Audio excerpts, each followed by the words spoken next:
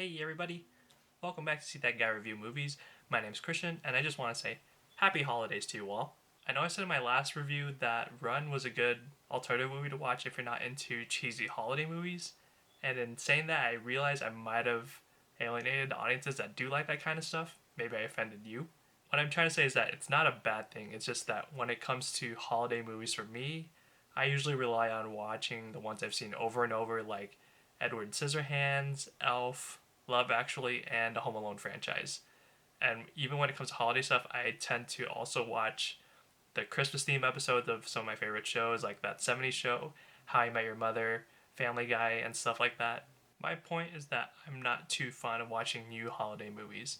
I know there are several new ones that come out every year, most with seemingly similar plots and titles, but I choose to ignore them in favor of my safe classics. But since there's nothing interesting for me to watch in theaters at the moment until Wonder Woman 1984 comes out, and because I can't watch Soul until Christmas Day, I decided to look for something on streaming to put me in the Christmas mood. And since this is my Christmas special, just like what I did for the Halloween special, I'm going to give you two movies. The first one came out a couple years ago, and its sequel was just released last month. So for today, I'll be reviewing The Christmas Chronicles 1 and 2. First up is The First Christmas Chronicles. I heard about this movie back in 2018 when it was released on Netflix, and I think the main selling point was just seeing Santa Claus played by Kurt Russell. And so I watched the trailer, and I thought it was cheesy, so I decided to just not watch it and continue scrolling on Netflix.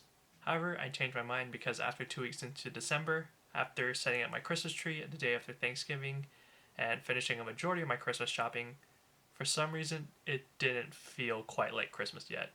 And so I guess 2020 kind of ruined my Christmas spirit, and my spirits needed some lifting up. So then I thought, you know what? What if the movie's cheesy? What could it hurt? So then I decided to watch Christmas Chronicles. And the story goes like this. The plot is focused on a brother and sister named Teddy and Kate as they have their first Christmas after the passing of their father.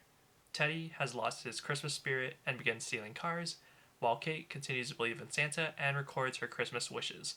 While looking through an old Christmas video, Kate notices an arm with a present in hand in the corner. She is convinced that it's Santa and blackmails Teddy into recording evidence as proof of his existence. And when they go outside, they spot Santa jumping from roof to roof and find his sleigh flying overhead.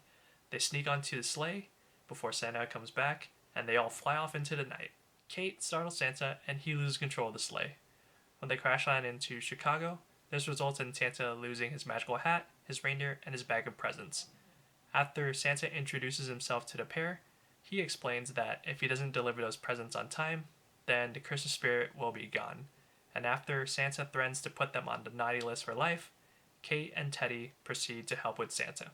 The plot follows like every Christmas fantasy. There is conflict at the beginning, they go on a whimsical adventure, and the adventure solves the conflict and they learn a lesson at the end. But because I haven't seen a Christmas movie in a while, I think it captures the holiday sentiment quite nicely. I like how Kurt Russell's Santa balances between embracing the traditional Santa while also breaking some stereotypes with some modern updates. I liked how he was being funny and silly with his dad jokes while also maintaining a warm and welcoming presence. I also like the kids. Sure, it may be stereotypical, but I like Kate as the adorable go-getting believer and Teddy as the strong rebel type who has a change of heart. The conflict between them was set up so smoothly and was weaved into the story lightly so that it provided for some sweet moments without being too overbearing. Plus, it set up for some decent character development. The only other real major players were the cops, and I like them, and I know I've seen them before, but even though I couldn't name them off the top of my head, I like that they contributed to the comedy. The only thing I didn't really like was the CGI for both the reindeers and the elves. I don't think it was meant to be realistic, but it was a bit jarring to see it when it was side by side with real actors.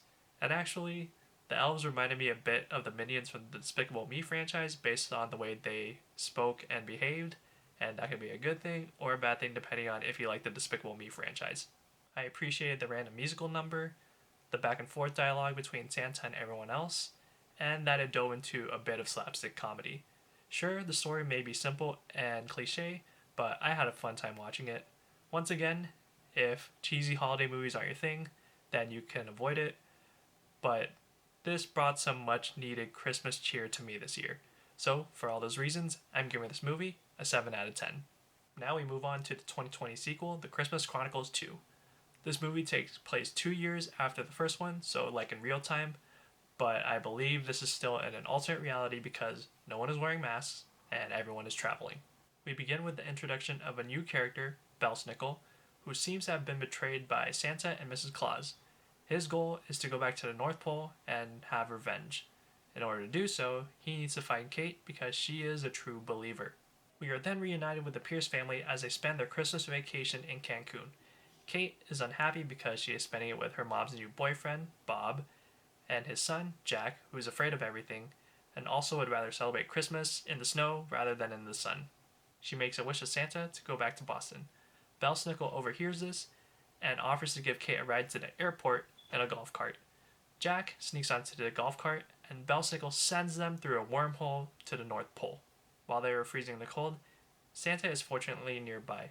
He spots them, saves them, brings them back to his village, and introduces them to Mrs. Claus. After having a village tour and dinner, Jack and Kate go to sleep. Meanwhile, Belsnickel, who snuck onto Santa's sleigh while they return to the village, he begins to destroy the village with his elf friend Speck and a vicious Yule cat named Jola. Once they hear the commotion outside, it is up to Kate, Jack, Santa, and Mrs. Claus to save Christmas once again. The first thing I noticed was the increase in star power. We have Goldie Hawn as Mrs. Claus, who, spoiler alert, made an appearance at the end of the first movie. She's even more warm and welcoming than Kurt Russell as Santa.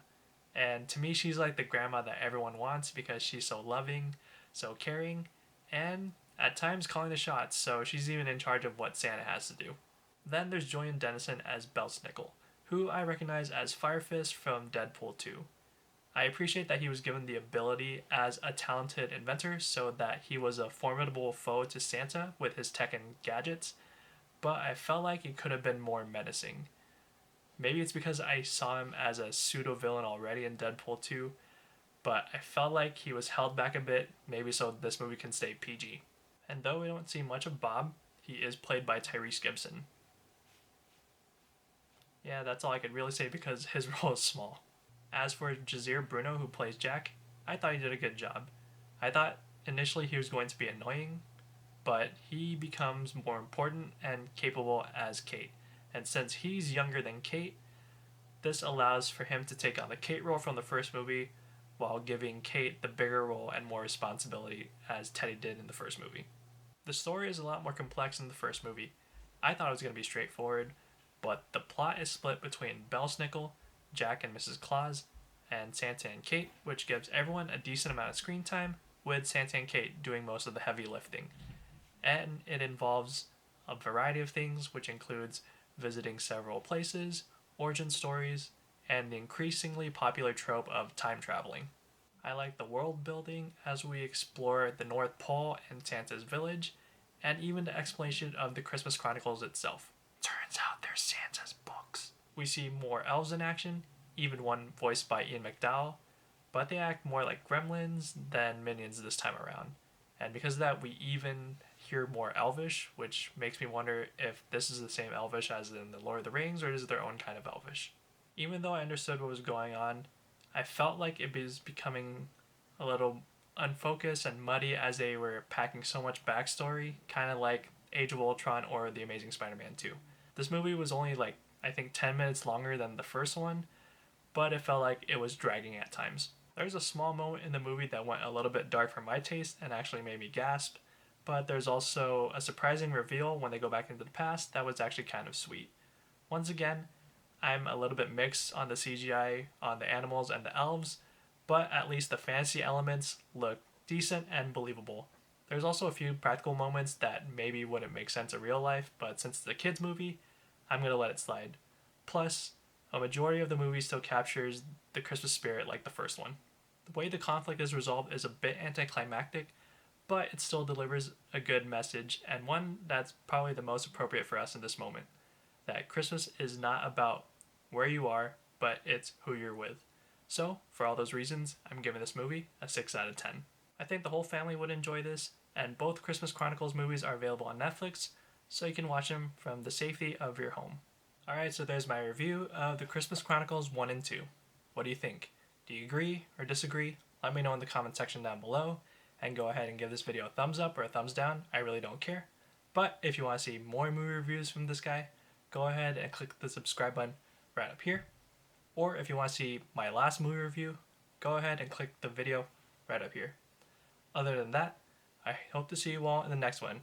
Bye, stay safe, and Merry Christmas.